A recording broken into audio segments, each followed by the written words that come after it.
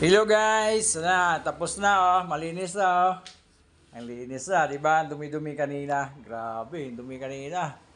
Alam mo, basurahan. Oh, ito na ngayon. Ito na yung pag-isipan, diskartehan, di ba? Yan. Yung katabi, gypsum. Kaya ganun yung mga ano.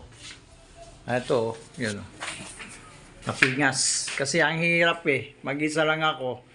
Tapos yung nakakabit, tripod na ano, plywood, marine. Ibasa pa, sobrang bigat. Ayun. Parang ang ano eh, dislocate yung ano ko, baywang eh. Balikat eh. Nabigla sa pirsahan. Nagkripati. O, kalawang din ano, yung metal. Metal paring, kalawang na. Palitin na. Yan o. Diyan kasi dumadaan yung tubig. Kasi nakadikit o. Yan. Kadikit. Bukas, gagawin ko yan. Hindi na yan idikit dyan.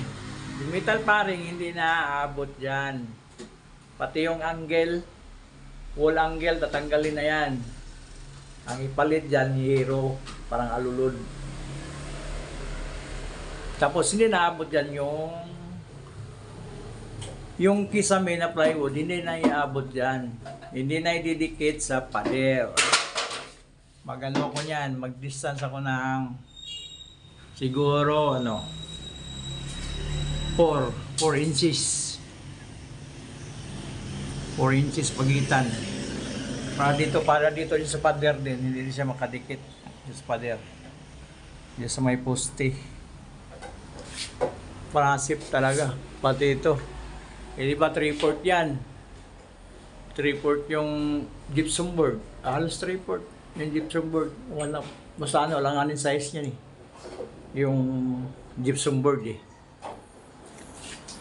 Ngayon, plywood ang itabi ko. Mga 1/4. Siyempre, sabihin nyo na, eh paano yan? May ano,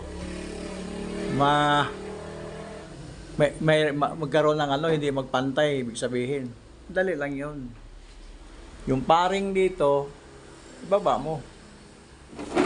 Na paglagay mo sa 1/4 na plywood, papantay na dito. Papantay dyan. Ang paring nito, pwede man to, itong paring na to, payapusan ng isang paring eh. Didikit mo, bubukahin mo yung paring. Bubukahin yung paring, isaklo mo dito. O, di ba? O, saklo mo dyan yung paring. I-down mo ng konti. Tapos i-rivets mo yung dito sa gilid. Kaya simpleng diskarte lang yun. Ganun lang. I-adjust mo lang, i-down mo lang yung paring para magpantay na yun. Hindi 1/4 na plywood, magaan lang. Hindi na kailangan na 3/4 na plywood, ang mamahal pa nun. Ayun, malinis na. Nilinis na nanay eh. Oh. Yung iba nilinis, yung iba hindi. Kalimutan sa'yo. Dilinisan mo talaga lahat yan kasi darating man si Orly. Wala naman kasi mag-alikabok na. Wala na mag-alikabok, tinanggal ko na eh. Nilisan mo na talaga yan. Kasi bukas, ang gagawin ko yung sa alulod. Yung sa hero. Sa umaga, maglaba muna ako. Hapon ko naman ito titirahin. Meron pa pala na, oh. Ha? Meron pa pala kung tanggalin ito. Nagalimutan ko. Tanggalin ko rin kasi ito, kasi nagano yan, oh. Nagtutubig, oh. Papalitan ko rin kasi yan ng hero yan. Hero na rin kapit ko dyan. Ha? Hero pa yung palit. Ah, pero may alulod din siya. Para yung tagas niya. Hindi, yung sabing tatagas dito, ah. Dito sa galing dyan, tapos sa tagas dito. Hindi. Ang tagas yan, dito na. Lagay ko. Ilis ko lang dito sa, o kaya dito, oh. Dito ba na? Yung alulod niya dito. Kaya lang, pagkabit niyan, eh. Itabi mo lang yung alulod. Eh, kung doon yung alulod, dito kasi. Problema ko sa atin, ikabi, ay iporma yan. Hindi. Saan yan eh? Ito kasi tapos ilagay sa corner. Dito. Bukas na pag titingnan ko lang. Kasi pag tag-ulan mo lang ikakabit din, ilalagay eh. Lima, maglagay ka sa ulan, pag tag-ulan man lang eh. Saka ka lang magsahod eh. Saka yung matagalang ulan, hindi man to tatagas pag di matagalang ulan. Kung saglit lang na ulan, wala naman eh. Diba?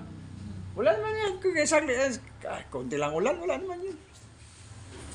Okay, bye-bye mga guys. Bukas ulit, work na naman. Walang tinda-tinda. Oh, meron pa dun, oh. Oh, kailangan ayusin ko. Taas pa naman. Ah. Nanuwawan magtinda si Rome? Oo, wapo kay Rome. Oh, bye-bye. Bye-bye. Yung tindahan, wala. Zero. Hindi makatinda. Wala, ulan eh.